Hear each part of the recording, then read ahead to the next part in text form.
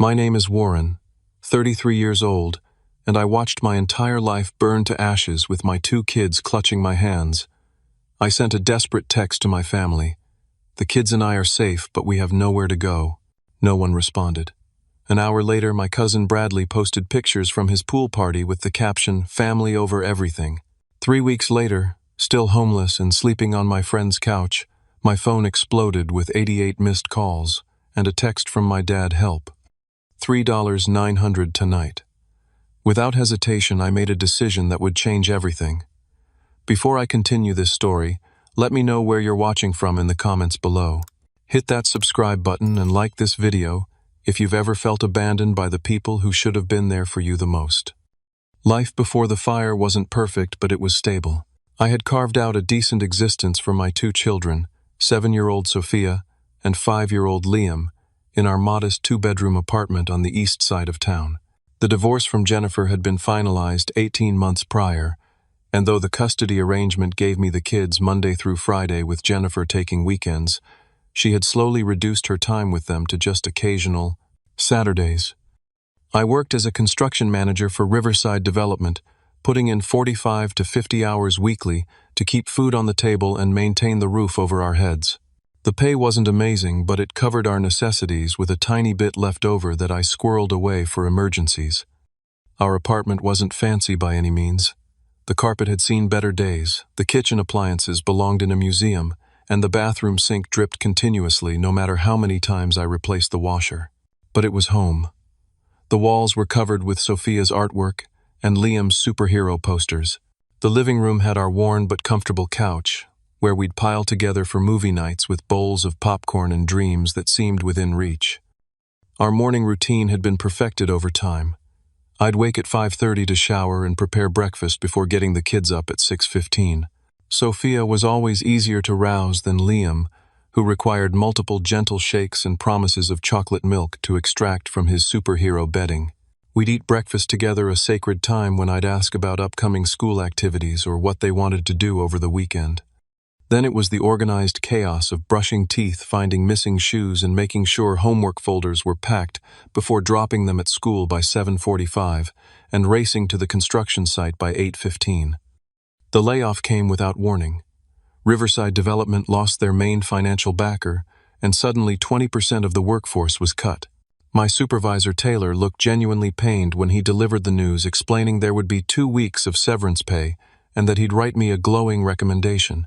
I maintained my composure until I reached my car, where I allowed myself 5 minutes of panic before pulling myself together. The kids didn't need to see me crumble. My relationship with my extended family had grown distant after the divorce. My father, Richard, had made it clear he thought I should have tried harder to make the marriage work despite Jennifer's infidelity. My relationship with him had always been complicated. He was the type of man who called only when he needed something, usually money, to cover gambling debts or investments that never materialized. My cousin Bradley, my aunt's son, had once been like a brother to me growing up, but success in real estate had changed him. His social media became a catalog of material possessions and shallow relationships with occasional family gatherings where everyone pretended to be closer than they actually were. The small emergency fund I had built up began evaporating as I sent out resumes and took any odd construction jobs I could find. I was determined not to let the kids feel the financial strain. When Sophia needed new shoes for school, I skipped lunch for a week to afford them. When Liam had a field trip that required a $20 fee, I sold my prized collection of vintage tools that had belonged to my grandfather. The irony doesn't escape me now that just 1 week before the fire I had sat both kids down for our seasonal safety talk. We practiced our escape route from the apartment, reviewed where to meet outside if separated, and how to call 911. Sophia had rolled her eyes, having heard it all before, but Liam had been enthusiastic, treating it like a game. "Dad, if there's a fire, I'll help Sophia get out too," he had promised with the innocent confidence of a 5-year-old. "That's good, buddy, but remember, Daddy helps both of you first. Your only job is to follow me, okay?" I'd responded, ruffling his hair. Little did I know how soon we would put that plan into action. The night before the fire had been completely ordinary. We ate spaghetti for dinner, the kids' favorite.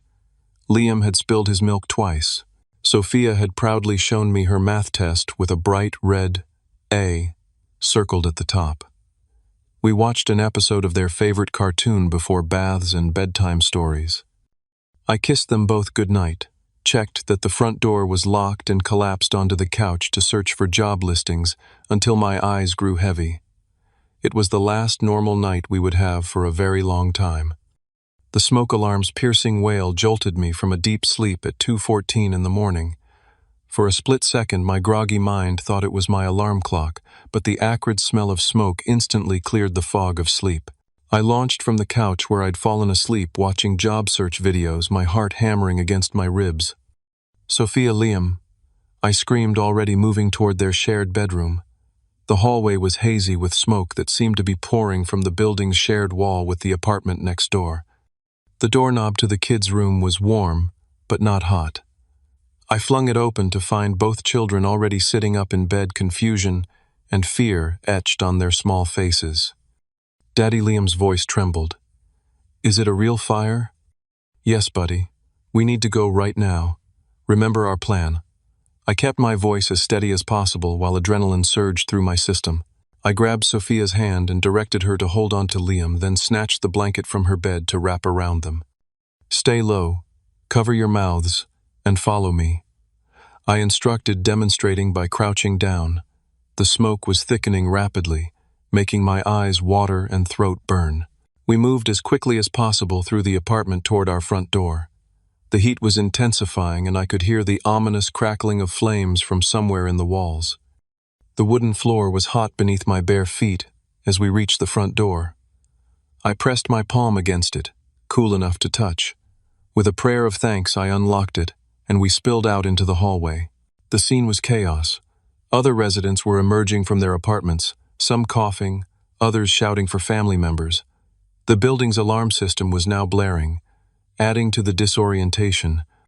"Stay with me," I ordered, gripping the children's hands tightly as we joined the stream of people heading toward the stairwell. The descent was tense and slow, with frightened neighbors pushing forward while trying not to trample those ahead. Liam stumbled on the second-floor landing, and I swept him up into my arms without breaking stride, Sophia clutching the back of my t-shirt. When we finally burst through the building's front doors into the cool night air, I gulped it gratefully into my burning lungs.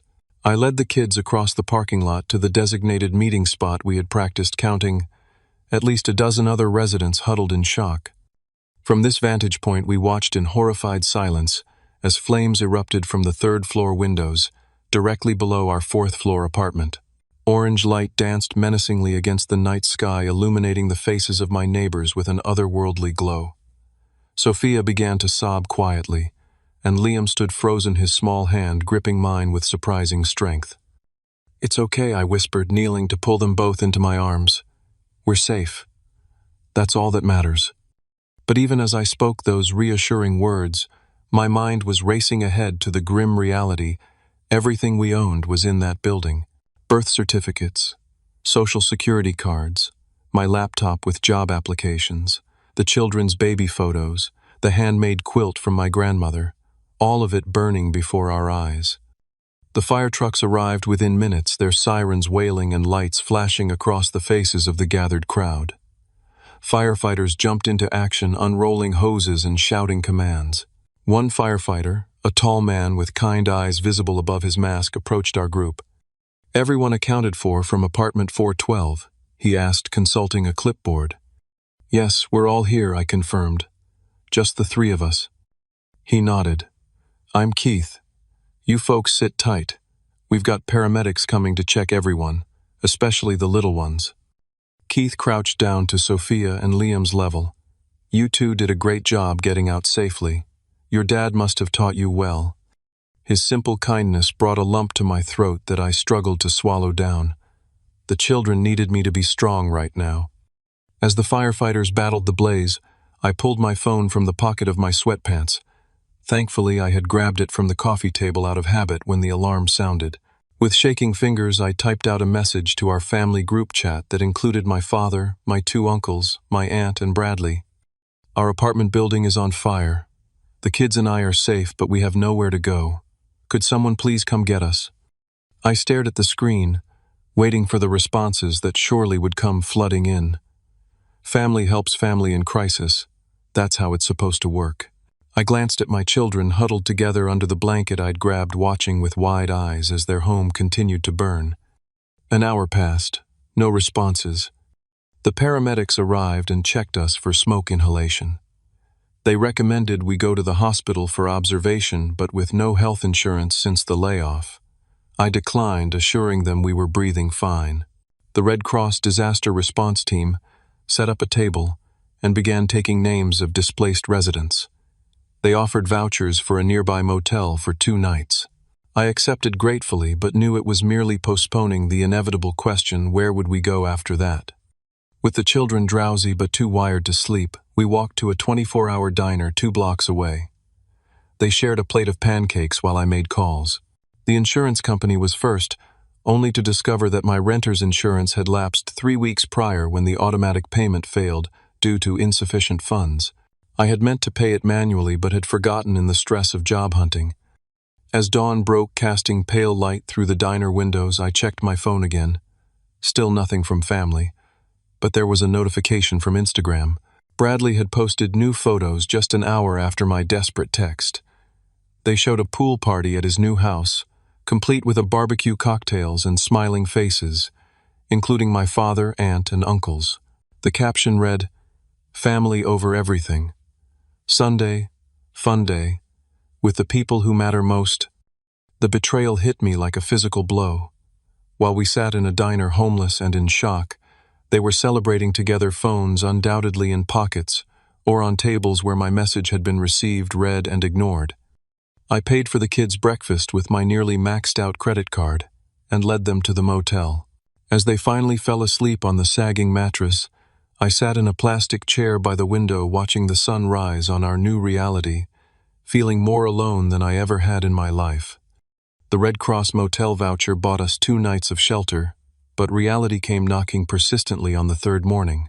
Sophia and Liam remained remarkably resilient, treating our situation like an unexpected vacation, though I caught moments when their smiles faltered, especially when Sophia realized her treasured stuffed rabbit, to a gift from her grandmother before she passed, was gone forever. "When can we go home?" Daddy Liam asked over the complimentary continental breakfast chocolate milk, leaving a mustache on his upper lip. I swallowed hard before answering. "Our apartment is gone, buddy. We need to find a new home." His small face scrunched in confusion. "But where will we go today?" That question haunted me as I packed our meager possessions, just the clothes on our backs and the emergency toiletries provided by the Red Cross. I had exactly $322 in my checking account, a credit card with a remaining available balance of $400 and no income. Our first stop was the apartment building, where a meeting had been called for all residents. The landlord, Raymond, a perpetually harried man with thinning hair and a permanent scowl, addressed the crowd gathered in the parking lot. "The fire marshal has determined the cause was electrical wiring in the east wall," Raymond announced, reading from a clipboard. "The building is condemned until repairs can be made, which could take 6 to 8 months. Your security deposits will be applied to your final month's rent, as per your lease agreements." A chorus of angry voices rose from the crowd. A security deposit wasn't going to help anyone find new housing. I raised my hand. "What about our belongings? Can we retrieve anything?" Raymond sighed as if I'd asked an unreasonable question. "The 4th floor is completely destroyed. 3rd floor has severe water damage. 1st and 2nd floors might have salvageable items, but the structure isn't safe yet. We'll notify you when retrieval might be possible." So that was that. Everything we owned was either burned, water damaged, or inaccessible. I guided the children away from the building before they could ask more questions. Next, we visited the local Red Cross office, where a social worker named Andrea helped us apply for emergency assistance. "Do you have family you can stay with temporarily?" Andrea asked kindly, her eyes taking in the children's smoke-scented clothes. "No," I replied flatly, not wanting to elaborate on the pool party betrayal. "Friends, perhaps." I hesitated. There was Marcus, my closest friend from the construction company. We'd worked together for 5 years before the layoffs. He lived in a 1-bedroom apartment across town. It was a long shot, but I was running out of options. While Andrea helped us complete paperwork for emergency funds that would take days to process, I texted Marcus. His response was immediate. "Of course, man. It's not much, but you guys can crash here until you figure things out." Relief flooded through me. At least we wouldn't be sleeping in our car tonight. Before heading to Marcus's place, I made one more attempt to reach family. I called my father directly. "Richard speaking," he answered gruffly. "Dad, it's Warren. Did you get my message about the fire?" A pause. "Yeah, I saw something. You guys okay?" "We're alive, but we lost everything. We need a place to stay." Another longer pause. "Well, son, you know I'd help if I could, but my place is being renovated. Contractors everywhere. Not safe for the kids." I closed my eyes, picturing him lounging by Bradley's pool just yesterday. What about Aunt Linda or Uncle Steve? They're dealing with some things right now. Not a good time. His voice had the artificial concern of someone checking boxes on a form. "Listen, I gotta run. Keep me posted, okay?" The call ended before I could respond. Next, I tried Bradley directly. "Warren, man, I heard about the fire. That's rough." His voice sounded genuinely concerned, which made the next part even more confusing. "We need help, Bradley. Somewhere to stay for a few weeks." "Ah, geez, I wish you'd called yesterday. We just rented out our guest room to Melanie's cousin, and the basement's being remodeled." His excuses tumbled out rapidly. "But hey, I could probably loan you a couple $100 if that helps." I declined the offer, pride being the one thing I still possessed, and ended the call. Marcus's apartment was a third-floor walk-up in a building that had seen better decades, but it was clean, and most importantly, not on fire. He greeted us with awkward hugs, and showed the kids his collection of action figures to break the ice. "The couch pulls out," he explained, demonstrating the mechanism. "It's not the Ritz, but it's yours as long as you need it." That first night after the kids were asleep on the pull-out couch, Marcus and I sat at his small kitchen table, voices lowered. "I can't believe your family bailed on you," he said, shaking his head. I showed him Bradley's Instagram post. His eyes widened. "That's cold, man. Ice cold." "They've always been like this," I admitted. "I just never needed them this badly before, so it was easy to ignore." The next morning, I began the process of rebuilding our lives. I updated our address with the children's school, explaining our situation to the administration. The guidance counselor, Mrs. Patterson, promised to keep an eye on them and offered donated clothes from the school's emergency closet. I spent hours on the phone with the insurance company, who eventually agreed to a minimal payout due to policy circumstances. It wouldn't arrive for weeks. Days stretched into a week, then two. I picked up small construction jobs through former contacts, earning just enough to contribute to Marcus's grocery bill and keep gas in my car. Every night I searched apartment listings, finding nothing we could afford. Meanwhile, my family's social media continued to flaunt their comfortable lives. Aunt Linda posted about donating to a homeless shelter. "So important to help those in need," she wrote beneath a photo of herself handing over a bag of clothes. Uncle Steve shared a meme about the importance of family support. My father posted nothing. He rarely did, but Bradley tagged him in photos from a fishing trip. "Family bonding time with the old man." The caption read, showing them with expensive gear on a boat that probably cost more than a year's rent. The children adapted as best they could, but signs of strain appeared. Sophia's teacher called to say she'd fallen asleep in class twice that week. Liam had a meltdown when he couldn't find his favorite toy car, only to remember it had burned in the fire. Each night they would squeeze onto the pull-out couch, while I made a pallet on the floor beside them, whispering reassurances. I wasn't sure I believed myself.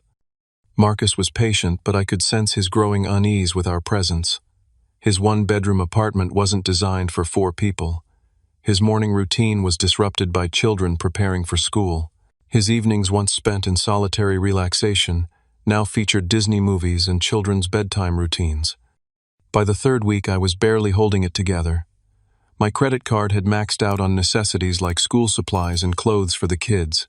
The small jobs barely covered food and gas. I'd applied for every construction position within 50 miles, but had received only 2 interviews, both ending with "we'll call you." I was living a double life, cheerful, optimistic dad by day, panicked, sleepless job, hunter by night. My reflection in Marcus's bathroom mirror showed a man I barely recognized, hollow-eyed, unshaven, with new lines etched around my mouth from forced smiles and swallowed words. That's when my phone sitting on Marcus's kitchen counter, while I prepared the kids' lunch, began vibrating uncontrollably.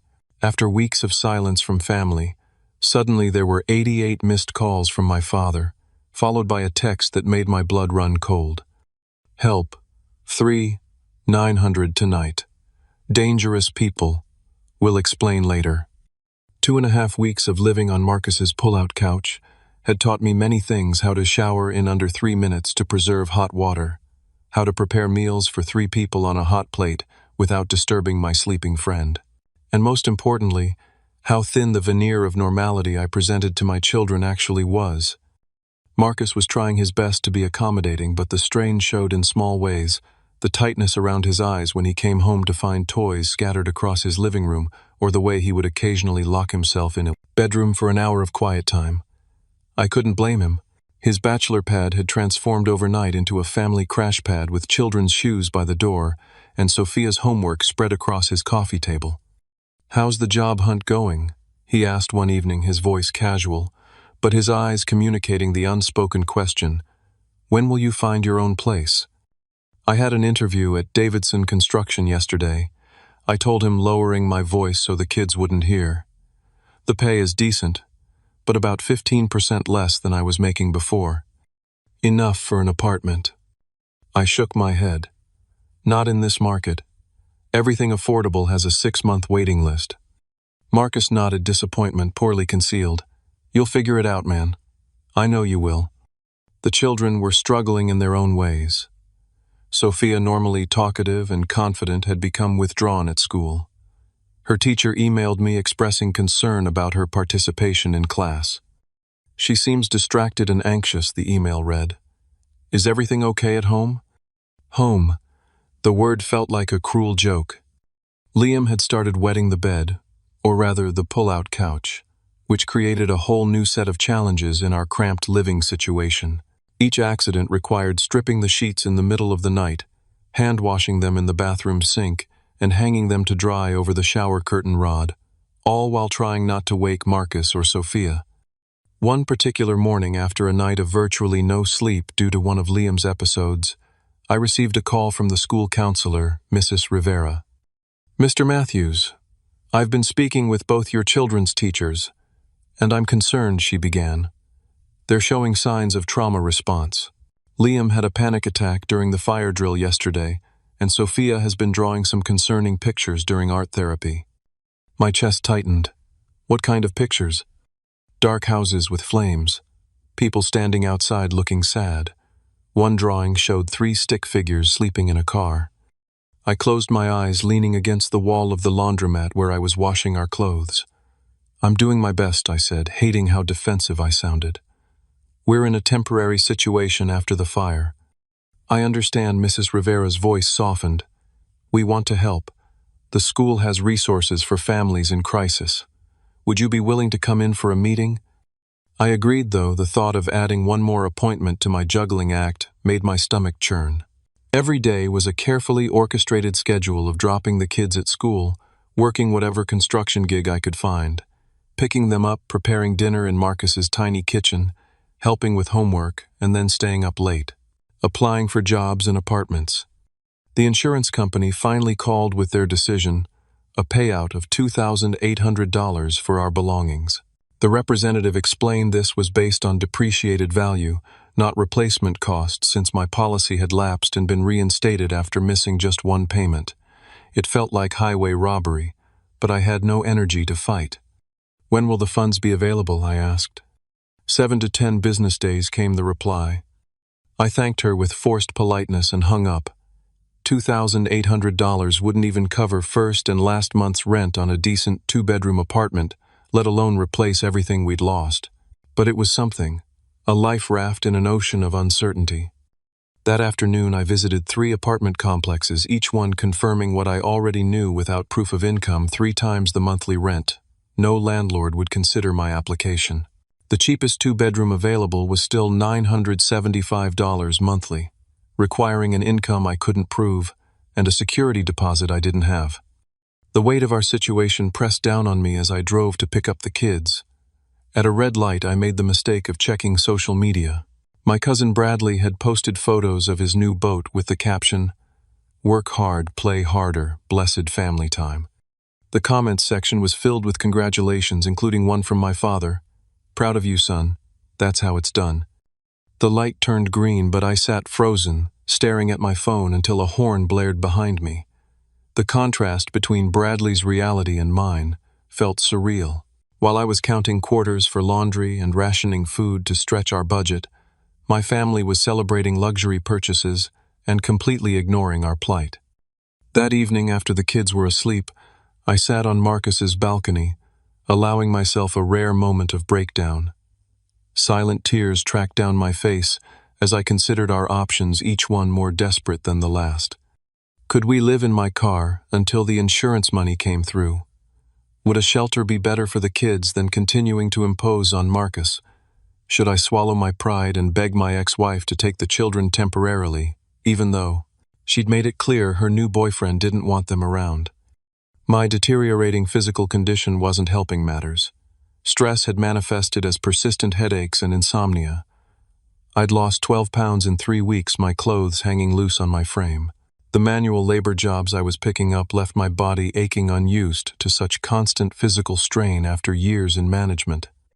A small victory came the next day when I received a call from Wellington Builders offering me steady part-time work, 25 hours weekly, at $18 per hour.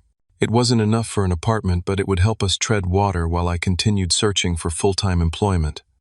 That night, Sophia asked the question, "I'd been dreading, Dad, when can we go home?" "I miss my room."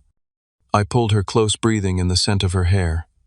"We're going to get a new home soon, sweetheart. One that's even better than before. Will it have my own room? I'm tired of sharing the couch with Liam. He kicks in his sleep." "I'm going to do everything I can to make that happen," I promised, careful not to make guarantees I couldn't keep. Later, sitting in my car in the parking lot of a 24-hour grocery store, I finally allowed myself to fully break down. The sobs came from deep within my body, shaking with the force of emotions I'd been suppressing for weeks.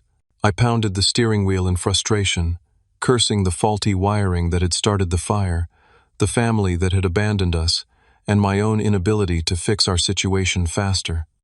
When the storm passed, I wiped my face, took a deep breath, and drove back to Marcus's apartment where my children slept, believing their father could solve any problem, fix any crisis.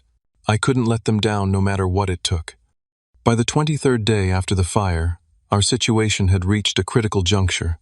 That morning, Marcus had made coffee and sat across from me at his small kitchen table while the kids were getting dressed. "Warren," he began, his voice. "Careful, you know. You guys can stay as long as you need to, but have you thought about other options? Maybe reaching out to Jennifer again." Though his tone was gentle, the message was clear. Our welcome was wearing thin. I couldn't blame him. His generosity had already extended far beyond what most friends would offer. "I have that interview today at Grayson Construction," I told him. "If it goes well, we might be able to get our own place by the end of the month." Marcus nodded, but his expression remained doubtful. We both knew the reality of the housing market and my financial situation. After dropping the kids at school, I returned to the apartment to prepare for my interview. My phone had been unusually busy that morning, buzzing with calls from debt collectors. The credit card company wanted payment. The medical billing office from our last pediatrician visit was threatening collections. Each voicemail added another brick to the wall of anxiety closing in around me. I dressed in my only presentable outfit, slacks, and a button-down shirt I'd purchased from a thrift store with Marcus's help. They didn't fit perfectly, but they were clean and professional enough for a construction management interview. Before leaving, I checked my email to find a message from the Public Housing Authority regarding my emergency application. "After reviewing your documentation, we regret to inform you that your application cannot be processed due to incomplete paperwork. Your income verification forms are missing required signatures." Another door closed. I had completed those forms at 2 in the morning, after a 14-hour day, my eyes burning with exhaustion. Apparently, I'd missed a signature line somewhere in the 20-page document. The thought of sleeping in my car with the children was becoming less abstract and more like an imminent reality. I could almost visualize it. Sophia and Liam curled up in the back seat under blankets, asking questions I couldn't answer while I reclined uncomfortably in the driver's seat, one eye open for security guards who might chase us from whatever parking lot we found. With these thoughts weighing heavily, I drove to Grayson Construction for my interview. The company had a solid reputation, and the position was for a site manager overseeing residential projects, exactly my area of expertise. The starting salary mentioned in the job posting would be tight, but potentially enough for a small two-bedroom apartment in one of the outlying suburbs. Harold Grayson himself conducted the interview, a gruff man in his 60s, with calloused hands and keen eyes that missed nothing. "Your experience is impressive," he noted, reviewing my resume. "Why'd you leave Riverside?" "Layoffs due to lost financing," I explained. 20% of the workforce was cut. He nodded. "Heard about that. Tough break."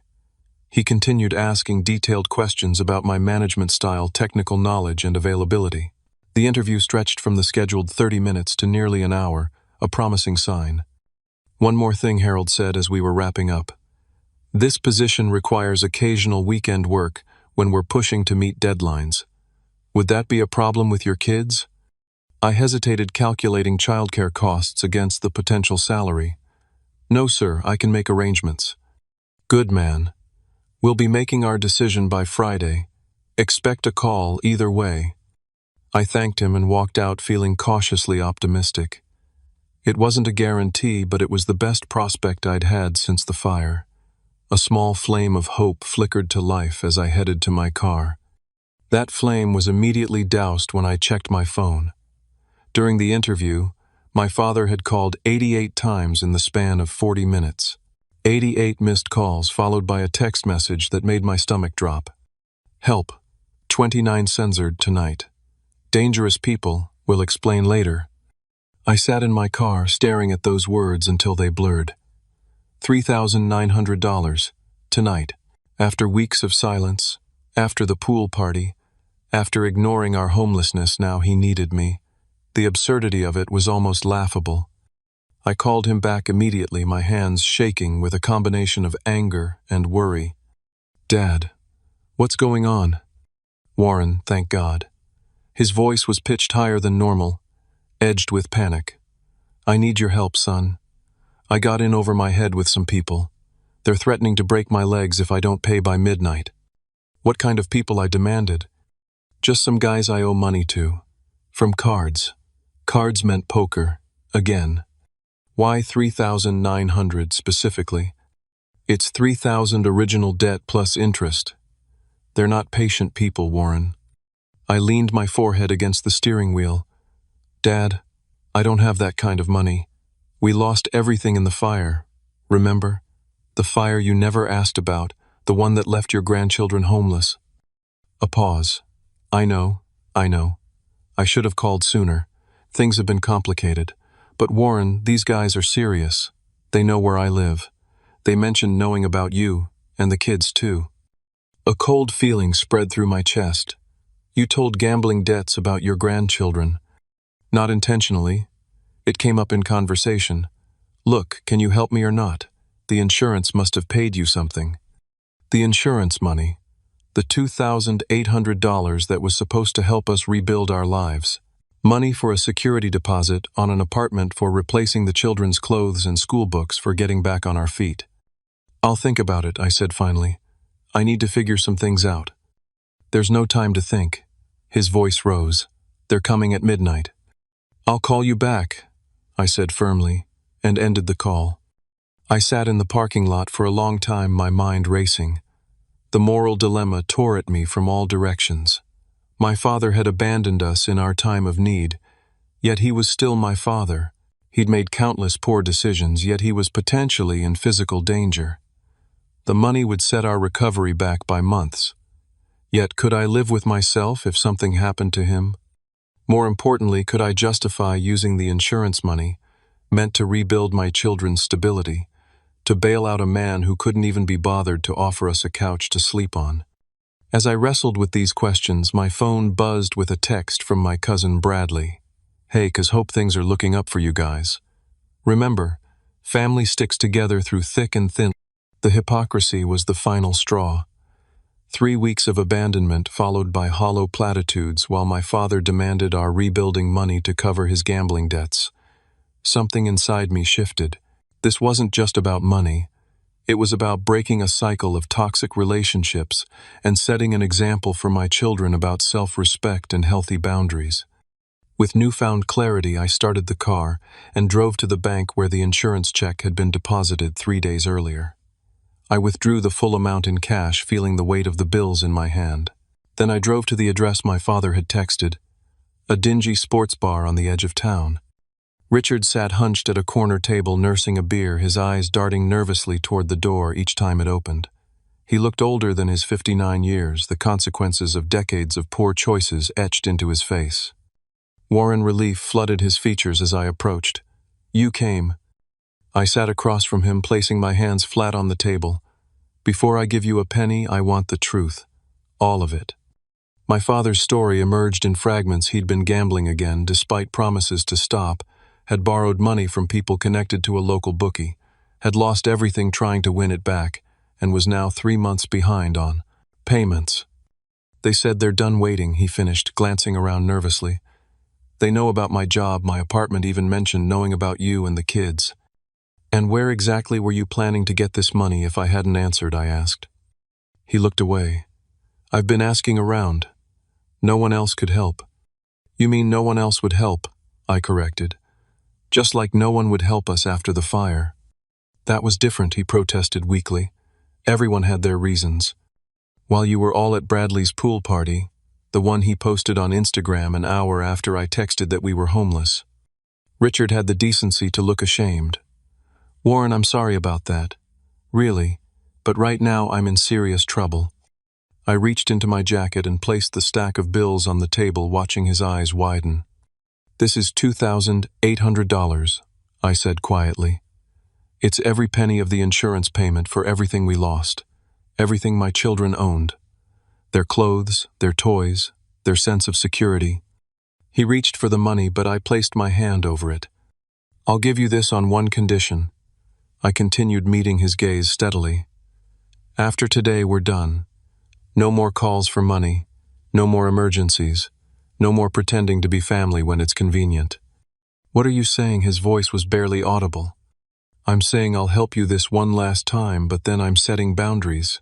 My children deserve better than to watch their father bail out people who couldn't be bothered to offer them a place to sleep when they were homeless." He swallowed hard. "You don't mean that. We're family." "Family helps each other," I replied, my voice firm. "Family shows up when someone's house burns down. Family offers more than Instagram platitudes about sticking together." After a long moment, he nodded. "Okay, I understand." I slid the money across the table.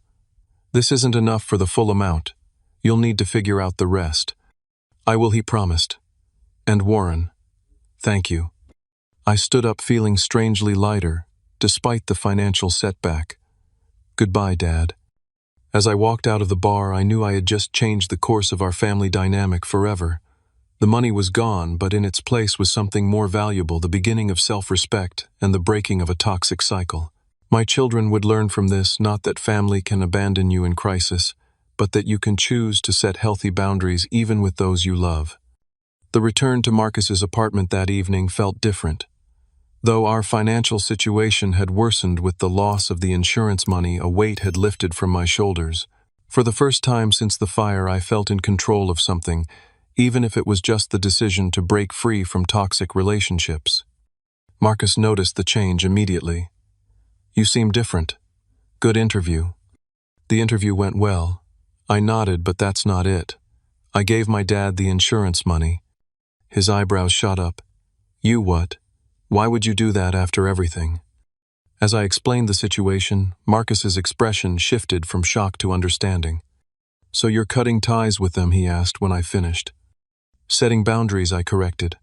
"I can't cut them out completely for the kids' sake, but I'm done being the family ATM or pretending we're close when we're not." That night, after tucking the children into their makeshift bed on the pull-out couch, I checked my email one last time. There, amid the usual job notifications and bills, was a message from Harold Grayson. "Warren, I was impressed with your interview today. We'd like to offer you the position of site manager starting Monday. Salary $62,000 annually, with benefits after 90 days. Please call to discuss details. I stared at the screen, hardly daring to believe it. The salary was actually higher than the job posting had indicated, enough to rent a modest apartment and slowly rebuild our lives. I immediately called and accepted the position, my voice steady, despite the emotions threatening to overwhelm me. The next morning brought another surprise. While scrolling through apartment listings during breakfast, I found a 2-bedroom unit in a decent neighborhood for $890 monthly, significantly below market rate. The catch: it needed a $1,500 security deposit plus first month's rent money I no longer had after helping my father. I might have found a place, I told Marcus, showing him the listing, but the timing's off. I won't have enough for the deposit until I get my first paycheck. Marcus studied the listing. What if I loan you the deposit money?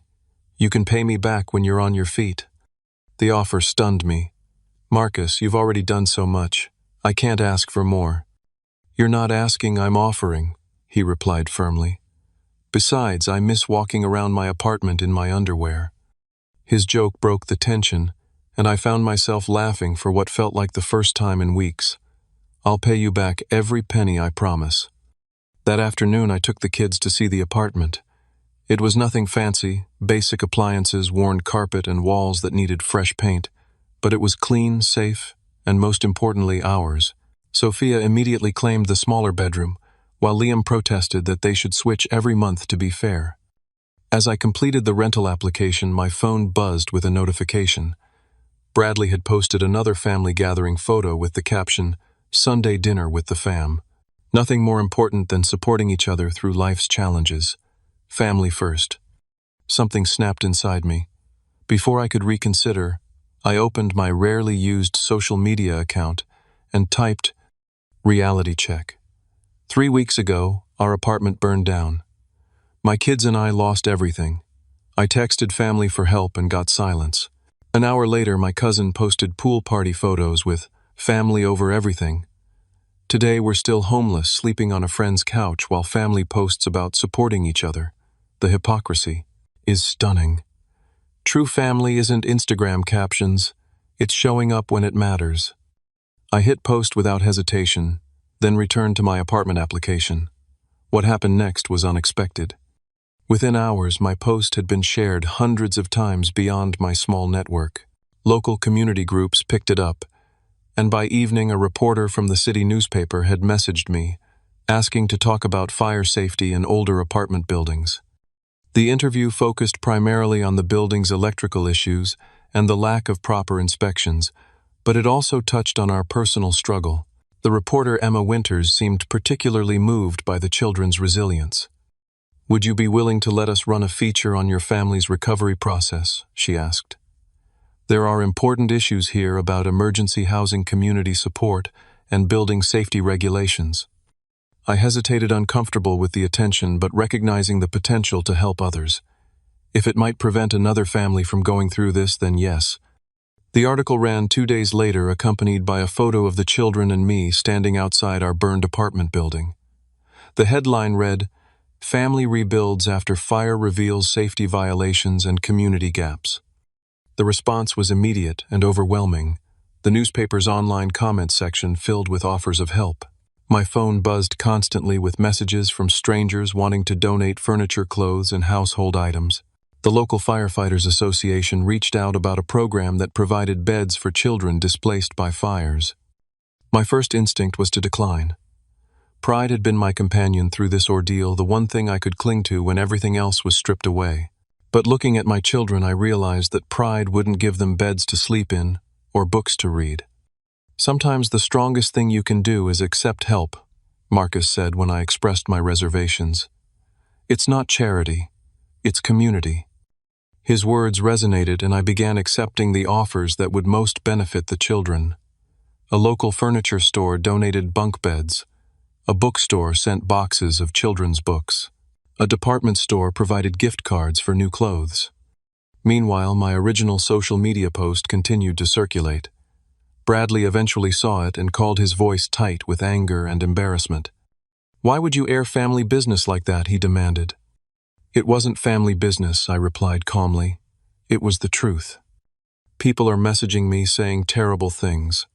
My reputation. My children were homeless, Bradley. They lost everything. Not one family member offered a bedroom, a couch, even a meal. You were all too busy taking pool party photos and posting about family over everything." A long silence followed. "I didn't realize how bad it was," he finally said, his voice smaller. "You didn't ask." After another pause, he offered, "What can I do now to help?" "Nothing," I answered honestly.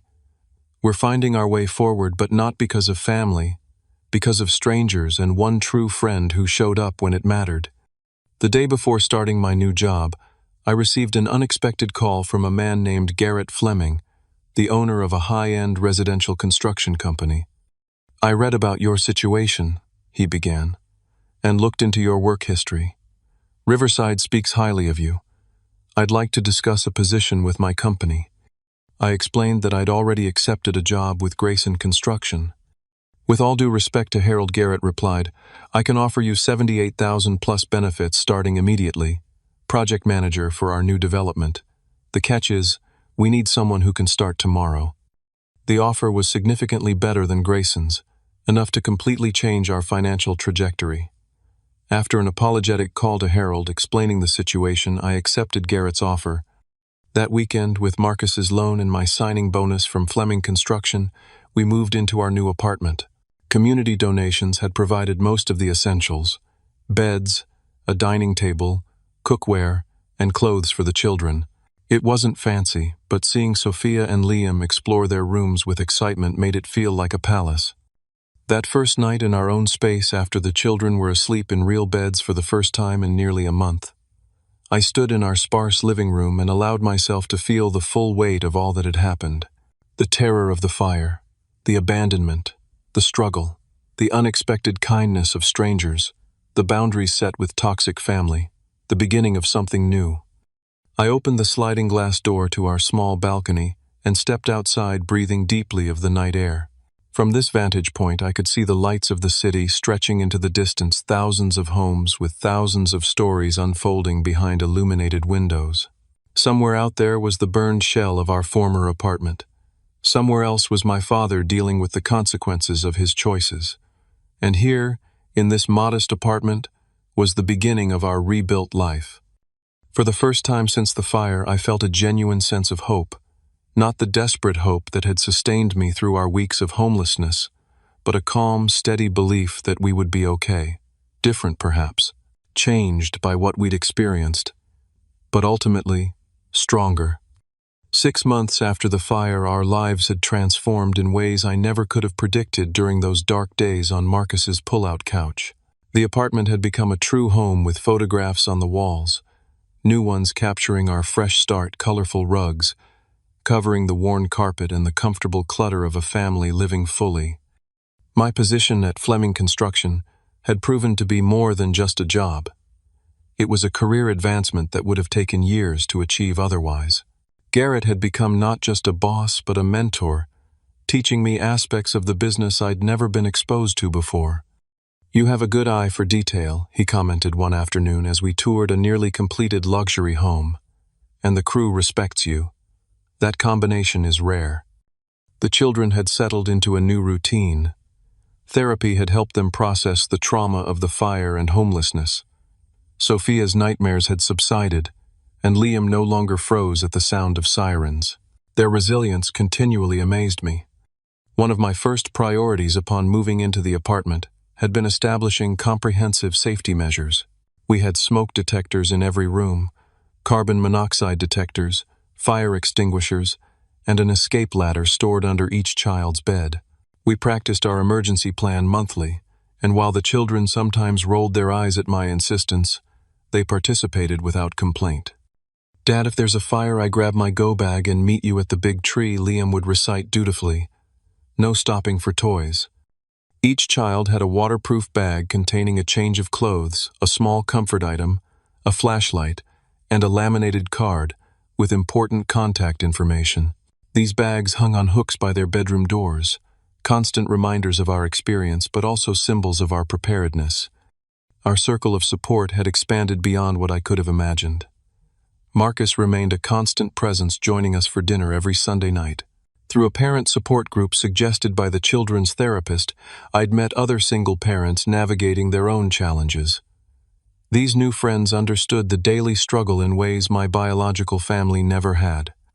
Together we formed a network of practical support, trading childcare, sharing resources, celebrating victories both large and small. When Sophia won her school spelling bee, 6 adults cheered from the audience. When Liam scored his first soccer goal, the sidelines erupted with familiar voices. This chosen family filled the void left by the relatives who had proven themselves unworthy of the title. It wasn't perfect, nothing is, but it was genuine, built on mutual respect and actual support rather than empty social media platitudes. Speaking of family, my father had attempted to contact me several times in the months following our confrontation at the sports bar. His texts followed a predictable pattern, casual greetings that evolved into thinly veiled requests for money. Each time I responded with a simple reminder of our agreement. "I hope you're well, Dad, but as we discussed, I can't provide financial assistance anymore." After the third such exchange, his messages stopped entirely. According to my aunt, who had reached out with a half-hearted apology after my social media post went viral, he had moved in with Uncle Steve temporarily before finding a room to rent from a coworker. Whether he had resolved his gambling debts, or simply kicked the can further down the road, I didn't know. And for the first time in my adult life, I realized it wasn't my responsibility to know. The boundaries I had established felt like guardrails on a mountain road, not constraining but protecting. They created space for what mattered most, my children's well-being and our collective future. That protection was tested 4 months after the fire when my phone displayed my father's number late one evening. Against my better judgment, I answered. "Warren." Thank God his voice had the familiar, desperate edge. "I need your help. Just a small loan until payday. $700. Medical emergency." I closed my eyes, feeling the old pull of obligation. What kind of medical emergency? "Dental work. Abscessed tooth. The pain is unbearable. Have you tried the county dental clinic? They offer services on a sliding scale." A pause. "They have a waiting list." "Then I suggest you get on it," I replied evenly. "I'm sorry you're in pain, but I can't send money." "Warren, please. I'm your father." "Yes, you are. And I'm a father too. That's why I need to prioritize my children's security." After he hung up, I sat on our balcony watching the sunset and reflecting on how different my response had been from just months earlier. The guilt that would have consumed me before was now just a faint echo. In its place was the quiet certainty that I was breaking a generational cycle of toxic dependency. My cousin Bradley had made his own attempt at reconciliation, sending an elaborate gift basket after the newspaper article appeared. The attached card read, "Family should stick together. Sorry we weren't there for you." I returned the basket with a note. "Apology accepted, but trust is rebuilt through actions, not gifts." 2 weeks later, he invited us to a barbecue at his home, the first direct invitation in years. After careful consideration, I accepted, bringing the children for a brief appearance. The visit was cordial, but distant, like the first diplomatic meeting between nations with a complicated history. "Your place looks nice," Bradley commented awkwardly as he walked us to our car afterward. "Maybe I could stop by sometime, see how you've settled in." "Maybe," I replied, neither committing nor refusing. "We'll see." This measured reintegration felt right, allowing space for potential growth while maintaining firm boundaries. The children deserved to know their extended family, but only in contexts that were healthy and appropriate. One unexpected outcome of our experience was my involvement with a local advocacy group focused on tenant rights and building safety regulations. The newspaper article had connected me with other families who had experienced similar disasters due to neglected maintenance or safety violations. Together, we were working to strengthen inspection requirements and emergency housing resources in our city. Your story made a difference. Andrea, the Red Cross social worker who had helped us initially, told me when our paths crossed at a community meeting. The city council is finally reviewing the building code enforcement procedures. I never intended to become an activist, I admitted. She smiled. Few people do. Most are just trying to prevent others from experiencing what they went through. As the 6-month anniversary of the fire approached, I found myself reflecting on everything we had lost and gained. The material possessions were largely replaced, though certain irreplaceable items, my grandmother's quilt, the children's baby books, photographs from their early years, remained gone forever. But the intangible losses and gains were more significant. We had lost the illusion of family solidarity, the comfort of believing blood relatives would show up in a crisis. We had gained a more authentic understanding of what family truly means, people who offer support without conditions, who show up when needed most, who put actions above social media platitudes. We had lost our sense of security temporarily, but gained a deeper appreciation for what truly provides safety, community resilience, and the strength to set healthy boundaries.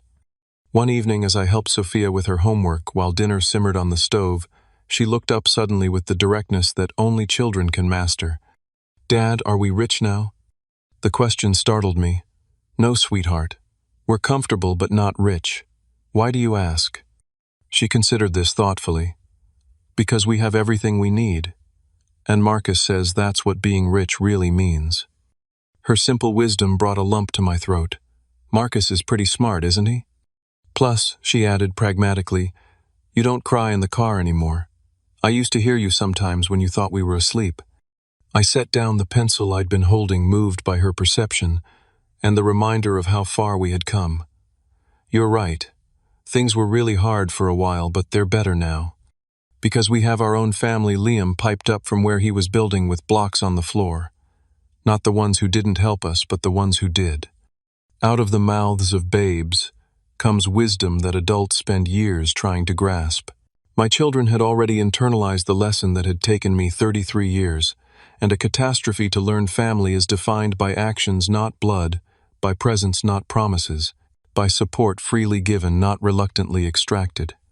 As we sat down to dinner that night, I looked at their faces across our second-hand table in our modest apartment and felt a fullness that had nothing to do with material success. We had lost a home but built something more valuable, the knowledge that our worth isn't determined by others' treatment of us, and that true connections are formed through adversity, not convenience. The fire had burned away more than our possessions. It had consumed illusions and pretenses, leaving behind the essential truth that resilience isn't about never falling, it's about who helps you stand again and learning to be that person for others. Have you ever had to redefine what family means to you? Share your experience in the comments below. If this story resonated with you, please hit that like button and subscribe to hear more journeys of resilience and recovery.